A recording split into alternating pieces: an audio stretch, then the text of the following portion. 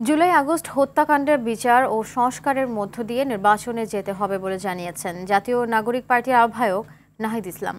নির্বাচনের আগে আইনশৃঙ্খলা পরিস্থিতি উন্নতি করতে হবে জানিয়ে তিনি বলেন, নির্বাচনের জন্য প্রস্তুত রয়েছে এনসিপি।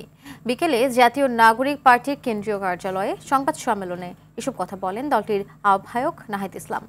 সারা দেশে ধর্ষণ ও ইফটিজিং ঘটনায় নিন্দা জানিয়ে নারী নিরাপত্তা নিশ্চিতের দাবি জানান তিনি। নাহিদ ইসলাম বলেন, এনসিপিতে যারা বেশি সহায়তা করতেন তাদের নাম প্রকাশের নিরাপত্তা পেলে এনসিপি নাম প্রকাশ করবে। সাধারণ সভা অনুষ্ঠিত হয়েছে।